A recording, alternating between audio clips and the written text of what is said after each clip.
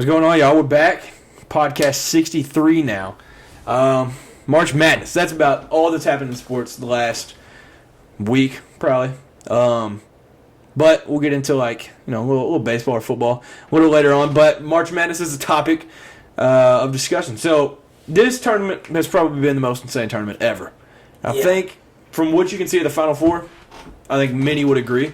This is the first time ever that there wasn't a 1 seed in the Elite Eight. So we'll get into the Elite Eight in a minute. But we're starting with the Sweet 16, so that was Thursday. Kansas State and Michigan State. We talked about Mr. March, Tom Izzo. We thought we were going to get it done. I also had Michigan State in one of my brackets going to the Final Four, so I was hoping for that. But then he ran into Marquise Noel, and that was the issue. Yeah. So, he had 20 points, 19 assists in that game. That was the tournament record in assists and the school record. And then he also had that defensive stand on the last play. So Marquise said, "Let me take over real quick." Yeah, and he did that. There's like the Ryan Klein from Purdue. There's always those scoring games, but you rarely see a guy that just takes over. I think he had 5 steals in this game too. So he just took over every way possible. It was just the most impressive thing ever. That was the most impressive individual performance I've ever seen. In March. Yeah. That was crazy. That was also the first game to go to overtime, so that was awesome. Which I think that was crazy because usually March it feels like every game's close, so you would figure you'd have at least some overtime games. But then we get into UConn and Arkansas. UConn just destroyed them, plain and simple. I think it was 20-19, and then UConn went up. They went on a 14-0 run and went up 34-19, and then it was never close again. Yeah. So UConn went to the Elite Eight for the first time since 2014. Then you had FAU and Tennessee. So FAU, before this tournament, had 0 tournament wins, and after that game, they go to the Elite Eight, which is insane. Yeah. You need a little spiel on... Yeah. It was a good first half. I don't think anybody's, I feel like FAU is very overlooked. Yeah. This is a great basketball team. I'm not saying that because, my team lost to them, but... Everybody has. Everybody has. Everybody's they haven't lost them. And you said they haven't won a tournament game since... Before this, they had never won one. Yeah. And then now they're... So now they're on this run. So I guess it's kind of like a Cinderella team, kind of. Yep. The shoe fits. Yeah, they dominated the Vols in the second half, really. They started having shots that would fall, and we didn't. We went on a shooting slump. I think we didn't score for 7-8 minutes, something like that. And they started hitting threes. I mean, there's nothing really to say. Yeah, and we were texting during it, and you were like, if they just start hitting shots, it's over. Yeah, I did. I texted you. I was like, dude, we're in trouble. I texted you at halftime. I was like, we're in trouble. I said, if their shots start falling, I said, they're gonna take away. They're gonna make a run. Because like we talked about, like you said multiple times, y'all gotta have somebody step up. Kwamwa did it with Duke, and it just didn't happen in this one. Yeah, I don't think Vescovi got the ball enough. Though when he did, he was being attacked. They were just on him the whole time. But I feel like he didn't take enough shots. There was a few open shots.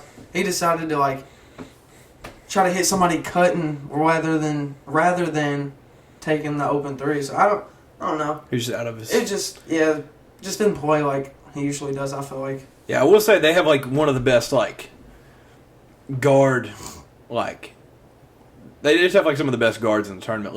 And especially, it's crazy because you, don't even know who they are. And, I don't know, I think their starting lineup against Tennessee was, that 7'1" guy, Golden, and then they had, 4 guys that were, 6'4" and under. Yeah. So they were just flying around, obviously you lack size, but, they were just scoring. So they didn't necessarily need, the size. So at first we were dominating inside for a while, and then, I don't know, they started hitting threes, basically, but Kamau didn't score. So the game before that, against Duke, he had, 20, what was it, 27, something like that? Yeah, I think so.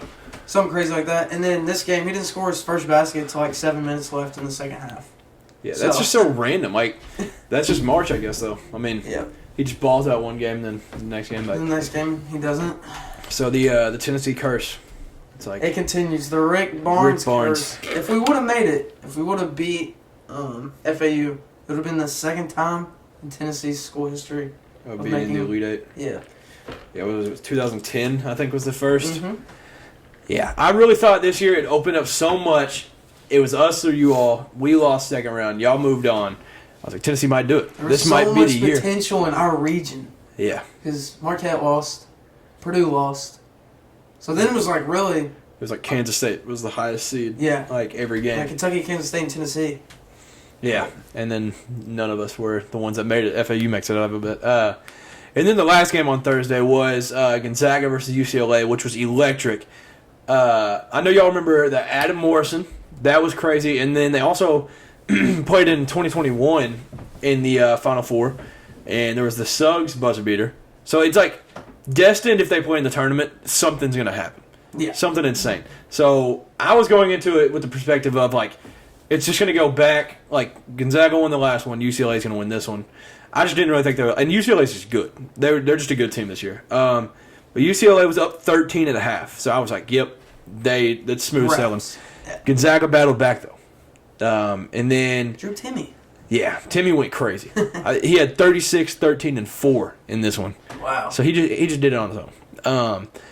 But late in the game, 2.5 minutes left. UCLA was down 72-62, and then they go on a 14-3 run. Just because why not? Why not have a crazy finish after just playing a horrible second half? And then so that gave them the lead 76-75 with 12.4 left. And then Gonzaga ran the Villanova championship play. So Julian Strawther hits a 3 from literally the logo. But, I mean, the logo is, like, massive, so it's hard to say, like. But it was from the logo. It was a stupidly deep 3. And, yeah, it was nuts. And then he also, right after the 3, I'm pretty sure he, like, knocked it out of Tiger Campbell's hands and, like, got the defensive stop, too. So he just, it was crazy. But he's also a Vegas guy, so after he started screaming, "This is my city." So that's a classic thing. Then on the other side was, on Friday, we had San Diego State versus Alabama. This was the most shocking game of the tournament to me. Yeah, I think everybody had Alabama making it to the Final Four. Yeah, at least the Final Four. I also had San Diego State losing first round to Charleston. So I think you did pick them to win, though, and me and Samuel were like, no, the Mountain West sucks. Yeah. So it might have been our fault. But, yeah, San Diego State for the first time ever beat a 1 seed. Now, that was their first one ever in program history. And it was also not just a 1 seed, the 1 overall.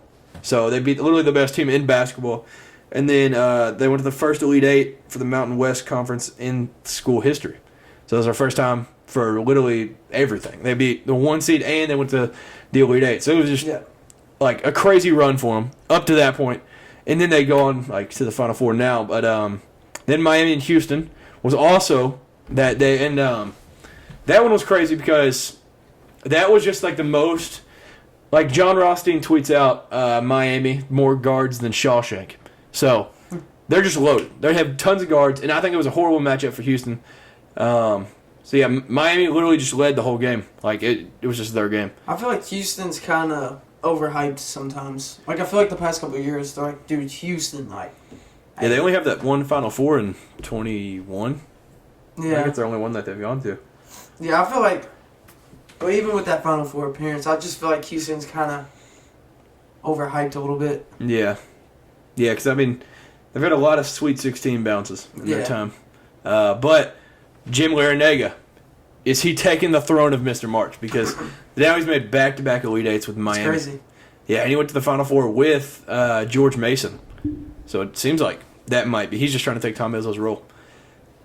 Then we had the Cinderella team of the year, Princeton. They made it to the Sweet 16, and they played Creighton. And Creighton was up and down the whole game, but they showed a lot of what they can do.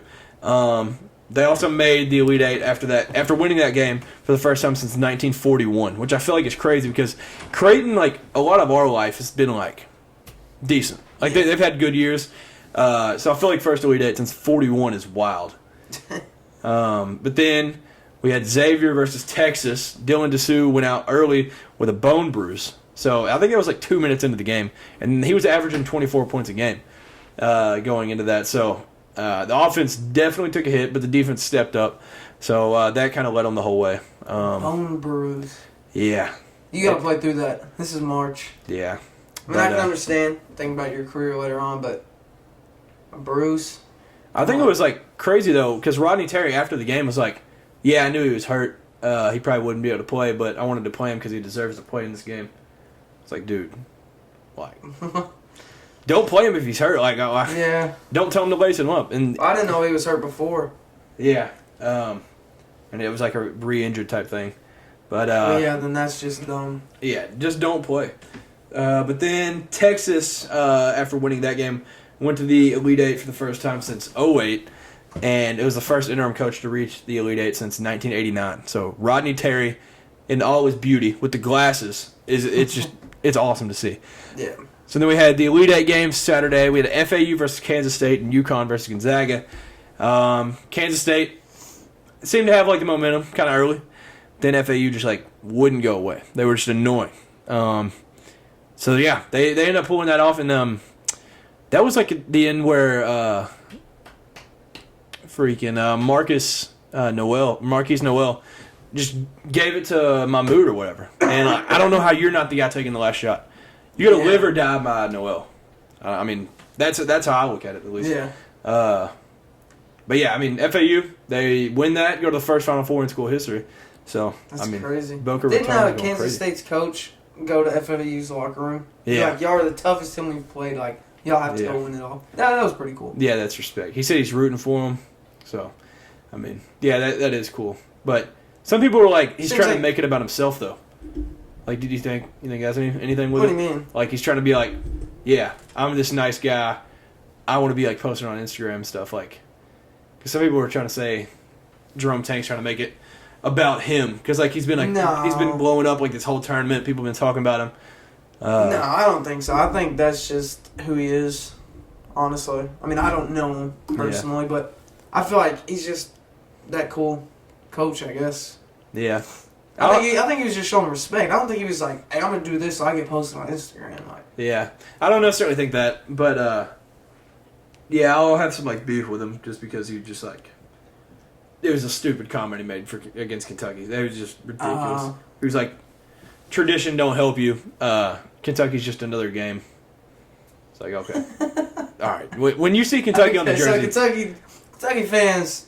a lot of people don't care about him, but like to me, I was like, that's the stupidest thing you could possibly say. Yeah, I don't know why he said that. Every one of your players, when they saw Kentucky on the other team's jersey, they played their best game of their life, and they played harder than they've ever played. It's just like the fact of, and if it's North Carolina, because it's Kentucky. Yeah, it's because it's Kentucky. It doesn't matter, like what you want to say about it. If Duke, Kansas, like Arkansas when they beat Kansas, they were going crazy. That was like the best game they could have played. Like you don't do that against Iowa State. It's because it's Kentucky. Like, it was just ridiculous to say that. So that one will forever like stick with me. So we'll see how he does next year without Noel, and we'll see if he's actually a coach. That's a big big loss. Yeah, and we won't have Keontae Johnson either. So wow, they're losing like 95% of their scores. Yeah, we'll have to see how he does. It'll show whether he's a good coach or not. But yeah, then the other one was UConn Gonzaga, and it was a good game to start. But UConn led by 7.5, and then UConn just took it personal. Literally didn't look back. Yeah, they went up 30+ at one point, and they ended up winning by 28. So, yeah, that got ugly quick. Hey, you said it before March started. You said, "Hey, UConn, they're like that," and I was like, I didn't really believe you. I was like, oh, okay, like it's UConn, proven. they have been in the past sometimes, and then I was like, they're not like how they used to be. But I was wrong. I'll admit. So they're high right now. UConn's hot. UConn in the second half is just a team you don't want to play with. Like you don't want to play UConn in that second half. Yeah. But yeah, they made their first Final Four since 2014. So. Yeah, I knew it's been a while. But they're not just like beating teams; they're like beating teams. Yeah, and Dan Hurley, like their head coach, he said it was like that. Hold on, man. Let me take this.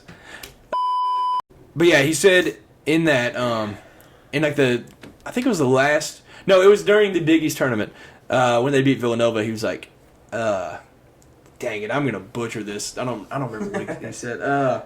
It was something about like, like, y'all keep sleeping on us now or something. We're getting it figured out, and you're going to want to, like, see us later or something. But, yeah, he called it. That's, like, that is insane that he was saying it back then when I guess he just saw the potential. And, I mean, like, the coach of anybody's going to see that. So, I mean, right. Yeah, I mean, you could see the potential throughout the year, just different stuff. But, yeah, I mean, they're balling right now. And then Sunday was Creighton versus San Diego State and Miami versus Texas. So it was back and forth, Creighton and San Diego State, like the whole game. And then San Diego State, they win, but a little bit of controversial ending. But those of y'all that didn't see it, it was like, what was it, like 5-6 seconds when they threw the ball in at the end? Yeah. And then I think Ryan Nimbard just like touched his hip, and they called a foul.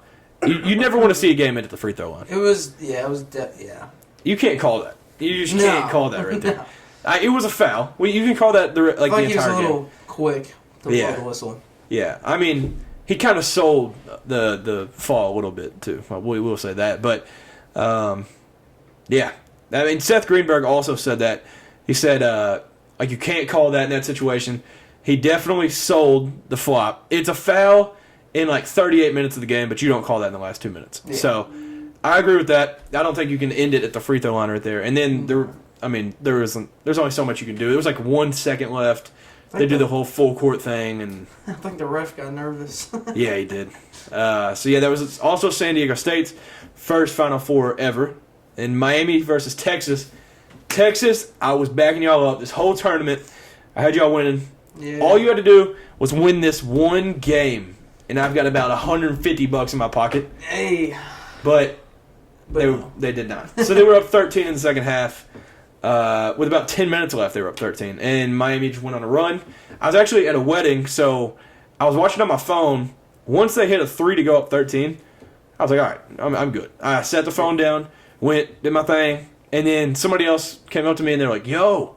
And it was tied, like 72-72 or something. And I was like, this is the most bullcrap ever. And it was like 3 minutes left. So we sat down and watched it, and it felt like Texas completely forgot what sport they were playing in the last 3 minutes. That's the worst. You walk away for a second, like when you're watching a game, you walk away and come back, and then it's like the score's flipped. Yeah. I actually had what happened? I had it made up in my mind. I was going to buy a Texas national champion shirt if they won. Wow. No doubt about it. I was buying it. I would have had free crazy. I would have ordered that like before like Kevin Durant ordered one. Because I was bought in. I loved how they played. I love Rodney Terry, and I was just this one game would have got me so much money. Dude, I was wanting to see Tennessee Texas championship. That would have been crazy. A little rematch. Yeah. A little Rick Barnes championship. Rick Barnes. Yeah. Cool. Yeah, Texas just sold at the end. I wish I could have seen how bad. I mean, it would be hard to watch, but I wish I could see how bad they sold towards the end. I mean, I guess they just couldn't put them away. Like, I stopped watching with about probably like 9:30 left, and then started watching with 3 minutes. Like, that's just a horrible like run at the end. But yeah, that was also for the third time in this Final Four, the first Final Four ever for that program. So and also after that, after taking them to the Elite Eight, Rodney Terry got hired as the head coach today, or it might have been yesterday. He signed a 5-year deal to be the head coach there. So, I mean, I think it's genius. Like, you've got to hire him after he takes you to the Elite Eight for the first time since 2008. So, I think that's just you've got to do that. Yeah, that should be confirmed. Yeah. So, the Final Four, like I said, first time ever for 3 of the schools, and it's also the first time there's first time there's been no 1, 2, or 3 seeds in the Final Four. That's first time ever. So, if y'all thought college basketball was drunk this year, March Madness completely confirmed it. Because remember there was that one podcast we were talking about, like, 16 of the top 25 teams lost in 1 week. And it was like, there was like 4 different number 1 overalls, like, during the regular season. Yeah, it's wild. But, we knew it was going to be a wild March. Yeah, it was even wilder than I could have imagined. So, yeah, it was the first Final Four since the 70s. I don't know the exact year, with no lottery picks, no like projected lottery picks. So, it's just That's insane. So crazy, though. Yeah, and another one, first Final Four since 1979 with no McDonald's All-Americans in it. So, we might have a first-time champion this March. There's only one of them in it that's won it, so It's just been 1 out of UConn. 4 odds. So yeah, now it's San Diego State, a 5 seed San Diego State versus a 9 seed FAU, and then a 4 seed UConn versus a 5 seed Miami. So I don't know exactly. I feel like an 8. I know the 8 is the highest to ever win a championship. So if FAU was to win it, then they would change that. But I don't know the exact highest seed to ever play in it. But yeah, there's just a whole lot of firsts in this Final Four. I just remember this. I'm in a bracket race at work because they did from the Sweet 16 on. Oh yeah. So whoever got the most, whatever. Well, Who's me and your- this dude are tied for first right now. Actually, my boss. It's me and my boss that are tied right now. And he Winner has, gets to be the boss. Huh? Winner gets to be the boss from now on. He has UConn going to the championship. So technically, I need Miami to win against UConn because both my teams are out. And if he gets one more, then he wins. See, I'm in a situation where I'm in 2 main brackets where I put money into it, and so in one of them, I'm tied for first. If UConn loses, it's me and this other guy that are tied, and it comes down to just the points in the championship. I'm getting money no matter what in that one because they're doing second place gets their money back, first place gets the rest. So in that one, no matter what, I'm getting money if UConn loses. But if Miami wins in the other bracket that I'm in, then I'll drop down to third place instead of second. And then, yeah. So either way, I'll just enjoy the game, I guess. At this point, I'm here for March. That's about it. I'm just out of the whole trying to get the money thing. I don't have a team I'm really rooting for. So, I'm just here to enjoy it. Yeah, for sure. So, I know we've talked about this before, but I'm bringing it up because of this whole UConn situation. Who would you say the blue bloods of college basketball are? Because I feel like, to me, it's an obvious 5, but who do you think it is? The first off the top of my head, Kentucky, North Carolina, Duke, UCLA. And then, I think it's 5. Who am I missing? Kansas. Oh, yeah, Kansas. Yeah, Kansas. yeah. So that's your 5? Yeah. Some people would say UCLA is not, just because they haven't done anything since 95, but, yeah, so that's who I But think they it still is. have that history, though. Yeah, you can't, have the most championships and not be a blue blood. Yeah. So, yeah, I don't think there's a technical definition of a blue blood, but it has said, people have been you had to have done something pre-60s, post-80s, and then, still relevant. Yeah. Past, or, post-2000, something like that. But this is what's interesting about this is UConn has the most interesting case. Indiana likes to think they're a blue blood because they have 5 championships, but they're not because they haven't been relevant since, 86 was their last championship? Yeah, they're I just not. feel like UConn, when they're good, and then when they're not, they're Yeah. not. Yeah, so this would be, if UConn won it, this is assuming they won, this would be their 5th championship in 24 years. Yeah. But 16 out of those 24 years, they were not in the tournament or got bounced first round. See, when they're not good, They're not good at all. But do you think if they were to win their 5th, do you think that adds them into the blue blood conversation? I say no just because of how inconsistent they are. You know what I mean? They're just butt outside of winning a championship. Yeah. So, yeah, I think it's just an interesting thing just because, if you talk about, the blue bloods, you got those 5, and then you bring in the next tier, and it's Michigan State or, Indiana, Villanova, teams like that, but I don't know. I might get yelled at for saying this, but I just feel like UConn doesn't have that history that Kentucky, North Carolina, Kansas, Yeah. UCLA has. Because I don't know anything about them before Jim Calhoun got there in their first championship in '99. Exactly. So I just feel like if you're not relevant before that, then you can't change the history, but you're not a blue blood. Yeah. And there's a lot of teams that were good back then that just didn't hold it, and they're not a blue blood because they haven't done anything recently. So, Yeah. but yeah, like you said, when they're good, that's a team you don't want to run into. When they're bad, it's historically awful. I know. That's why I need Miami to show out. Yeah. Well, according to UConn's history, they're just going to win it because True, yeah. they never make a run and don't win it. Yeah. But If yeah. I was Miami right now, I'd probably be peeing down my leg, but Yeah, I would be too. But I don't know.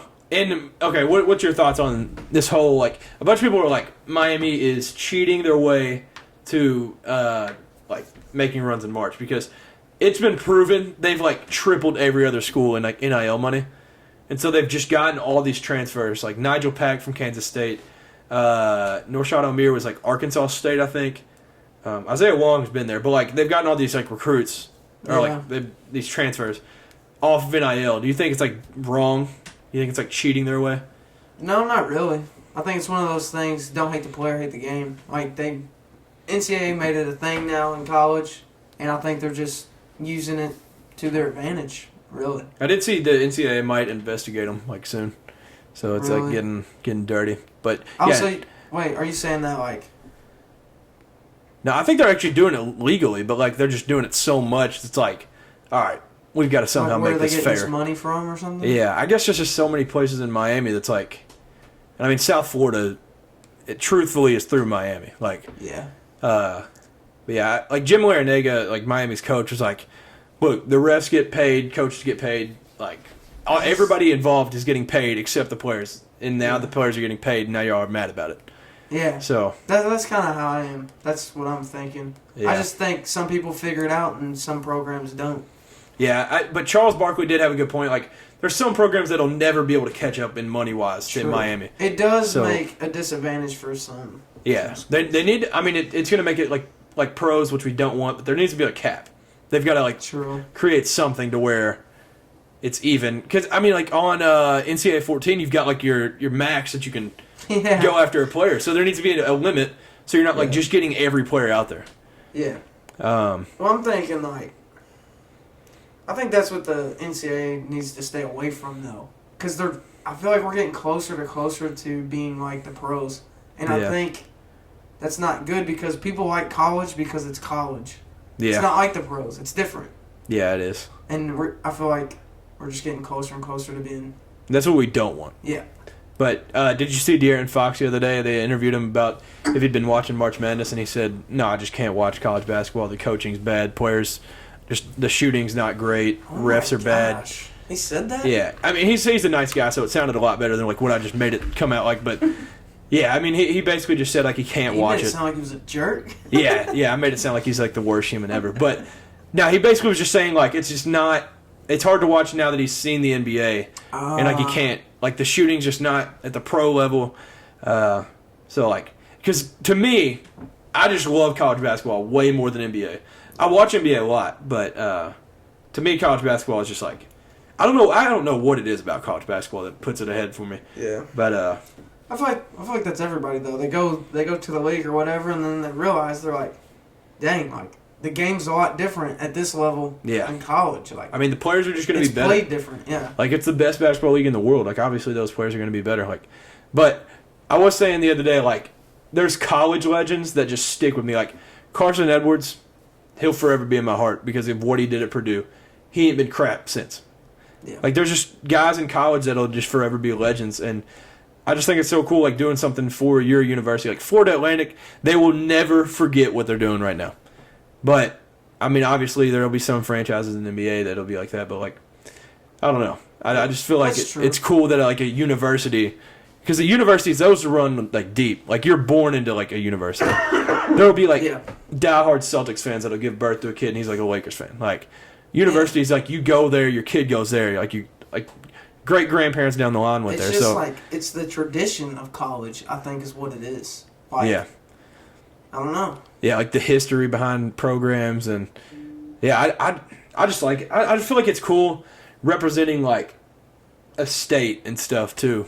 Like, I'm not saying like the pro level in any sport is not competitive because it is, and everybody's good, so that it makes it more competitive. But I think college is just like it's hard to explain. Like it's just more like I just like watching it. it's more. just I'm great. yeah. It's great. Like, look, the pros are better at basketball than the college players are.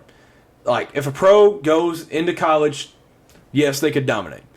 But, I mean, I just enjoy watching the college players more. Yeah. And I think for pros, it doesn't happen as often as, like, what I'm about to make it sound like. But I feel like a lot of it, it's not that they're, like, selfish, but they're like, all right, I'm my own guy. Like, But in college, a lot of it is coaching. So it comes down to the coaching a lot more. Like in the NBA, it's like, yeah, that coach can make like a lineup change or something, but like, truthfully, those guys are going to go on the court and do whatever they want for most of the time. I mean, there'll be some plays here and there, but like, I don't know. Pros, it just feels like it's like a glorified like all-star game most of the time. To me.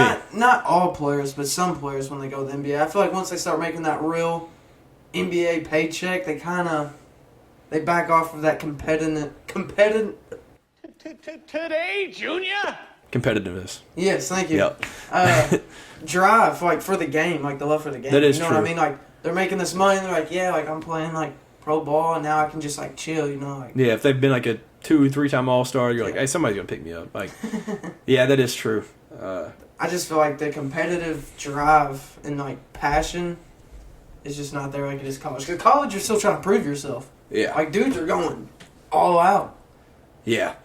Look, this might sound crazy, but I would rather watch like a Boston College versus like Rutgers basketball game in like the regular season than like Eastern Conference Finals.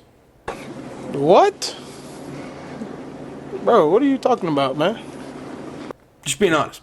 I think it's like that's just that's just me, but I just think the name across the jersey saying like Rutgers. Yeah. You're representing New Jersey instead of like Celtics. Be like, oh, well, that guy, like, yeah, you have your history, whatever, like, but you're not representing, like, it feels like you're not representing anything. Mm-hmm. Like, yeah, they have cool fan bases and whatnot, but Yeah. I don't know.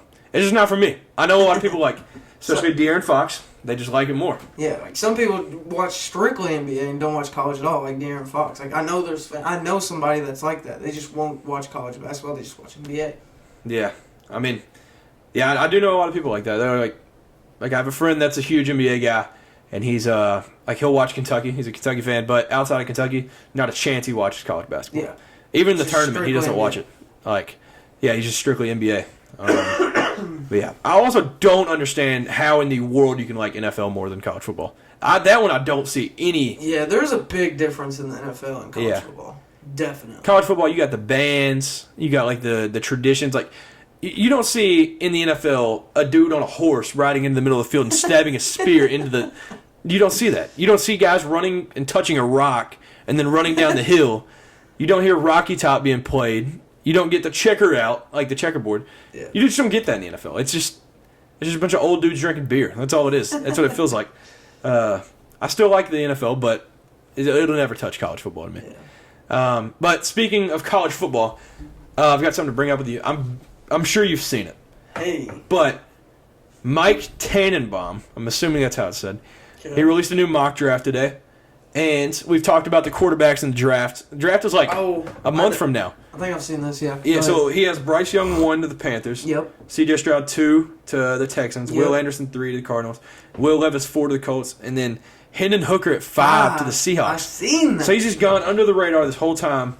That one doesn't even have Caleb. No, not Caleb. Anthony Richardson. Wow, I was blanking.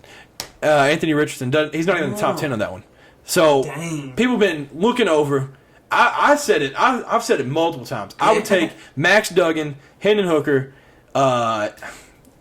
Clayton Tune. I'd take a lot of guys over Anthony Richardson just because the dude can just jump high.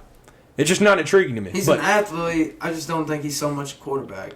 look what Hendon Hooker did in a I don't necessarily if it's a pro style offense, but it's pro style throws none the least. So, I mean, you see what he did at Tennessee last year. See what he did the year before. I don't see how you don't draft him over Anthony Richardson. Like, Anthony Richardson is he's the quarterback in the worst years of Florida football ever. Yeah. Why do you want him? I don't understand. And Hendon Hooker's a leader. He's just. I feel like Hendon Hooker and Will Levis both have the arm strength that the NFL can shape into being a great quarterback. And I think they both have IQ just Yeah. because the offenses they were in. Yeah. Obviously, the last 2 years, we've literally just had NFL offensive coordinators for us. And then Josh Heupel just runs a futuristic offense. Yeah. It's not going to get much more challenging than option routes. Like the NFL will shape you if you just have the arm and the QB tendencies. Yeah. And I think Will Levis and Hendon Hooker both have it. I think they both have really good pocket presence. Yep. I mean, I don't know what more you can ask for. They just it just seems like it's going to be Patrick Mahomes, Josh Allen. That's what Hendon Hooker and Will Levis will be. So, but Will Levis going to the Colts, actually, like that. I see that happening. I would like that a It lot. makes so much sense, to be honest. I'd go to games for sure. It's only like I am not a couple hours Seahawks away. fan, though. So Hendon Hooker Yeah. and the Seahawks, yeah. I'll take a couple draft spots down just to be able to be on a better team. But yeah, I mean, we do know Seahawks fans, so they would hop on Yeah. board too. And I think it'd be cool being under Geno Smith for like a year if he doesn't start right away. So that would be. Well, yeah, I'm not expecting Hendon Hooker to start when he gets drafted because obviously he's coming off the ACL tear. So he has to heal, practice, learn. I think learning's going to be a big thing. Yeah, I think for like Bryce Young, Will Levis, and C.J. Stroud, they're expected. You come in, start day one, and you better be good. That's what I feel like their expectations are. Yeah. Because they're all going to teams that don't have any. The team that had QB the worst identity. records last year, so they're in need of who they're drafting first, obviously. So, yeah, they're going to be expected to go in there day one and, provide for the Yeah. team. Or produce for the team. I do think that it's saying something though that Oh, shoot. that Hendon Hooker is going to go to a team that doesn't necessarily need a quarterback. I think that just says like how good he is, because that like shows something that they're going to take a guy that they don't necessarily need just That's because of how true. good he That's is. one way to look at it, yeah. Because like they could take somebody else. They could like there's a lot of other positions that they could fill, but like That's true. like his I Hendon didn't think Hooker guy, about it like that way. I think that could be part of it. That might be saying something, but Yeah. yeah, I guess that's about it. Oh, I like- do want to mention some MLB because opening day is coming up Thursday. The Reds have the opening day against Pirates. I'm hype. Hunter I'm hyped Green, second overall pick of the 2017 MLB draft, will be pitching A legend. opening But day. we like Hunter Green. Yeah. Big fan. So that means he'll definitely get traded because we like him so much. Yeah. Oh yeah. That The means he's Reds gone. are known for we farm players and then we Yep. trade them off. All right, and let's then, see how good you can be, and then see ya. That's how it then is. see you. So, We'll help you be the greatest you can be, and then give you to another team so they can go win a series. And yeah, We'll so that just- you can go win you a ring or something. Yeah. Not here though. We don't want those. or it's probably because we're in debt. I think I might be making that up, but we owe King Griffey Jr. apparently Yeah. like millions of dollars still from like That's stupid. 1754. Yeah, 17. Yeah, well, that's when he like signed with them. Hold on, let me actually find that because it's a stupid number that Yeah. that he's still getting paid. He's like the okay. third highest paid on the team. So yeah, okay. Ken Griffey Currently. Jr. will be the fourth highest paid player for the Cincinnati Reds this season. He'll be making $3.59 million thanks to a deferred payment agreement of his contract extension with the Reds in 2000. 23 years ago is when 23 years ago. that's stupid. I wasn't even alive 23 years Yeah, ago. that he's smart though. I will say that was genius to pull that off. But oh yeah, I guess we should mention in the college basketball world, there's like tons of transfers going on. Like Kellel Ware is a big name. He was a 5-star. He went to Oregon. I think it's going to be Kentucky or Arkansas that he goes to. He's from Little Rock, so I think that might make him trend towards Arkansas. Severe Wheeler, we've talked about a lot. He's entered the transfer portal yeah. too. But there's been a lot of news coming out about him. So, like some locker room stuff, like that he's put blame on a lot of guys over stuff that they may not have done. And we've talked about it. We lost to South Carolina. That was like the worst loss ever. Yeah. And then I we remember played seeing that. and beat Tennessee at Tennessee that same week. And in between that, they had a players-only meeting, and Severe Wheeler was the only player that didn't show up to that. So, I mean, yeah, it's kind of – I don't know if – I liked him a lot. I liked Severe a lot. But, yeah, I mean, you just can't have a guy like that. Like, Yeah. and I think once he was told he wasn't starting, it kind of – he, like, took it the wrong way. Because he got hurt, and then we played better. So it was like – it was obvious what you got to do. Yeah. But, yeah, then Caleb Love from UNC is transferring, led them to a championship last year. Puff Johnson was also on that team last year. He's transferring from UNC. Off the top of my head, man, I don't know. There's a lot of those like Princeton guys and Brown College, like they're all transferring. But yeah, I do expect Kentucky will have a couple more guys. I think not necessarily transfer, but I think Oscar will be gone. I would assume Toppin will be gone. I would say the rumors are that Chris Livingston will go to the draft. So that one, then Kaysen will be gone, and the rumors are that Antonio Reeves will be back. So it's basically a clean slate for us. And Ugonna Onyenso, not a lot of people know, but he's like a 7-footer. He was the guy that reclassified, so he skipped into this class of 22, and then he was on the team this year. He only played in a few games, but he's like a 7-foot rim protector. But right after the season, he was like, I'm coming back next year to accomplish what these guys weren't able to accomplish. So it was like, all right, he's coming back quick, like he did it the day after the game. But then the other day, there was like rumors about his agents telling him to go elsewhere, and like, so that whole thing is insane. Like, but yeah. And also tonight, as we film this, March 28th, the McDonald's All-American game is going on. So there will be 4 Cats in that game: Reed Shepard, DJ Wagner, Justin Edwards, Aaron Bradshaw. They'll all be in that. The court looks stupid. We can agree on that. Yeah, we weren't impressed by the court. French fries at the 3-point line. I think somebody got on 2K, designed the court, and yeah. If y'all ever played like 2K Pro Am and y'all have like seen the Pro Am courts, that's what it looks like. It's bad. Yeah. Hot Wheels is the logo in the middle. I like the logo. I must say. The logo's not bad. I like, it's alright, but it does look like Hot Wheels, don't it? Yeah. So yeah, if y'all haven't seen the court, look it up. It looks like a kid designed it. Like one side is blue, one side's red, 3-point line's yellow. It's weird. Yeah, it's like that would have been cool in like 2004. That's what I think. Yeah, it's almost like it's outdated. Yeah, it just doesn't look right. I feel like now simplicity is like what people want. Yeah. Just keep it normal.